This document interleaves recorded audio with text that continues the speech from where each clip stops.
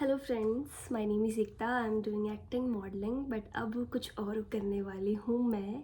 तो जैसा कि मैं अपना वीडियोस डालती हूँ कि मेरा क्या जर्नी रहा है acting wise, modelling wise, daily routine में मैं क्या कर रही हूँ, और मैं लॉन्ग वीडियोस बनाती हूँ इन्फॉर्मेशंस देने के लिए। अभी जो मैंने वीडियो बनानी है वो ये बताने के लिए कि अभी जो मेरी लाइफ में यू टर्न हुआ है उसके बारे में बताने के लिए, और क्यों हुआ है उससे आप क्या कैसे सही रख सकते हो, थोड़ा बहुत डिस्कस करने के लिए। देखो, मेरी कोई एज उतनी नहीं है ऑफ कोर्स, लेकिन एक एज के अकॉर्डिंग मुझे जितना एक्सपीरियंस है मैं सिर्फ वो शेयर कर रही हूँ। और जो मैंने अभी फ़ील किया है, चीज़ें की है, बस मैं वही शेयर कर रही हूँ। सो बात यह है कि मैं मुंबई का रूम वगैरह सब खाली करके जयपुर आ चुकी हूँ, और ये सामान पड़ा है, अभी तक मुझे जमाना भी बाकी है। ये हँसती भी दिख रही हूँ, मतलब इतना ईजी नहीं था मेरे लिए सब कुछ छोड़ के आना। हाँ, मैं ऑलरेडी सैड रोना धोना सब कर चुकी हूँ, इसलिए अब मैं ओके हो गई हूँ, और इसलिए मैंने अब वीडियो बनाना डिसाइड किया है। अभी मैं 3 दिन पहले ही आई हूँ। सो रीज़न्स बहुत सारे हैं।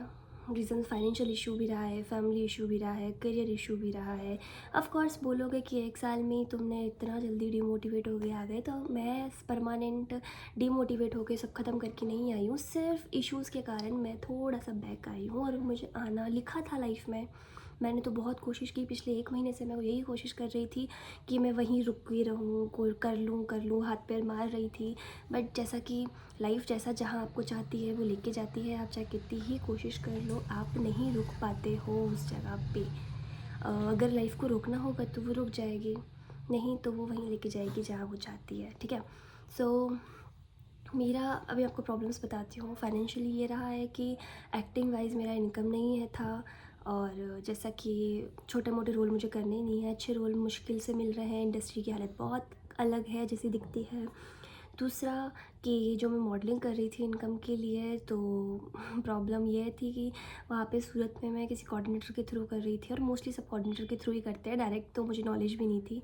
तो जो कोऑर्डिनेटर्स हैं वो टाइम पे पैसा नहीं दे रहे हैं, अटका रहे हैं, एंड ऑल बहुत सारे इश्यूज़ हैं। दूसरा फैमिली इश्यूज़, लाइक सेम कुछ नहीं हो रहा आजा एंड ऑल, और मतलब फैमिली इश्यूज़ भी काफ़ी है। मतलब ठीक है, अंडरस्टैंड करते हैं, बट क्या है ना, एक पॉइंट पे जब चीज़ें नहीं हो रही होती तो उनको ये लगता है कि आजा एंड ऑल। सो अभी इशू ये था कि मैं वहाँ पे अपना खर्चा नहीं निकाल पा रही थी, और मेरा वर्क भी उतना अच्छा नहीं चल रहा था, तो ओवरऑल मतलब कुछ भी सही नहीं चल रहा था। अब आप ये कहोगे कि यहाँ पे जॉब करोगे वो वहीं कर लेते, ऑफ कोर्स, लेकिन मेरे पास ये भी नहीं था कि मैं अपना 1 महीना भी वहाँ मैनेज कर लूँ, बिकॉज मैं इस टाइम पे मेरा जयपुर आना वापस लिखा था। तो मेरे को वो ना सुख सुविधा ही नहीं प्रोवाइड हो पा रही थी कि मैं 1 महीना और कोशिश कर लूँ। अगर मेरा मुंबई में लिखा होता और अभी साल रहना, तो वो अपने आप सिचुएशन ऐसी बन जाती और मैं मैनेज करके वहाँ कर लेती। बट ऐसा नहीं, मैं हाथ पैर नहीं मार रही थी, मैं हाथ पैर मार रही थी, बट सिचुएशन ही ऐसी नहीं बैठ रही थी कि मैं थोड़ा सा भी कर पाऊँ। तो इन एंड मेरे को आना ही पड़ा, बिकॉज़ लाइफ के अगेंस्ट कोई भी नहीं जा सकता। अभी ये है कि मैं यहाँ पे अभी ना, जो मैं एमबीए कर रही थी, तो अब मैं एचआर की जॉब शुरू करूँगी। यहाँ पे रह के थोड़ा सा जॉब में एक्सपीरियंस लूँगी, एक्टिंग साइड से कर कुछ ना कुछ करती रहूँगी, और फिर जैसे थोड़ा 1-2 साल का मुझे एक्सपीरियंस हो जाएगा, उसके बाद मैं देखती हूँ लाइफ में क्या रहता है। पर अभी तो मोटी मोटी यही प्लानिंग है कि फिर शायद मैं मुंबई के कंपनीज़ में ट्राई करूँ, तो अपनी जॉब के साथ जाऊँ। बाकी देखो, लाइफ से मैं तो प्लानिंग तो 1 साल पहले कुछ और कर रही थी, ये तो मैंने सोचा भी नहीं था, तो मैं 2 साल बाद क्या बता रही हूँ। लेकिन ठीक है, एक मोटी मोटी प्लानिंग करते हैं। तो मैं आपको भी यही कहूँगी कि एक मोटी मोटी प्लानिंग कर लो, लेकिन लाइफ जहाँ लेके जा रही है ना, आप वहीं जाओ, क्योंकि आप वहाँ जाना चाहो, लेके जाना चाहोगे ना जहाँ आप चाहते हो, वो आपको परेशान करेगी, क्योंकि वो जाएगी नहीं। उसका मन होगा तो वो अपने आप चली जाएगी, सिर्फ आप उससे एक रिक्वेस्ट कर सकते हो।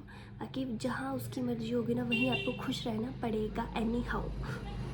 सो ये एक छोटी सी सीख मैंने सीखी है ओशो से, क्योंकि ओशो को सुनना शुरू किया मैंने।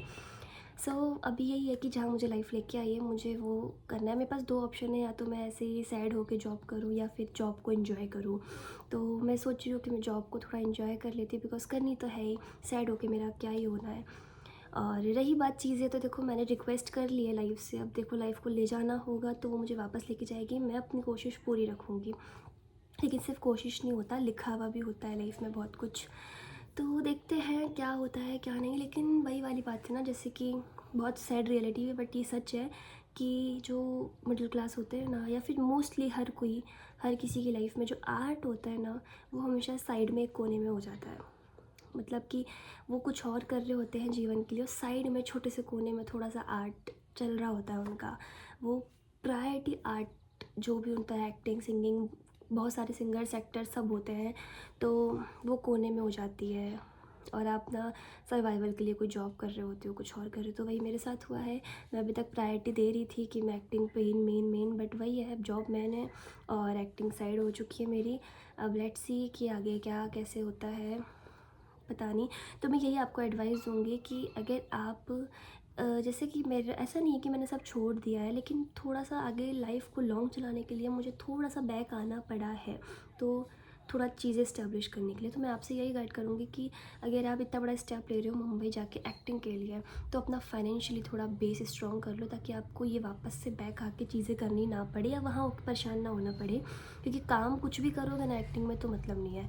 और दूसरी बात, थोड़ा सा ना इमोशनली और वो स्ट्रॉन्ग रखना, कि कोई बोले ना कि मतलब फैमिली वाइज या फ्रेंड्स वाइज या रिलेशन में जो भी आपको लगता है कि उनसे यही रहना है कि स्ट्रॉन्ग, कि नहीं ही आना, करना ही है। तो ये सब चीज़ें जो मैंने मिस की है वो आप लोग कर सकते हो।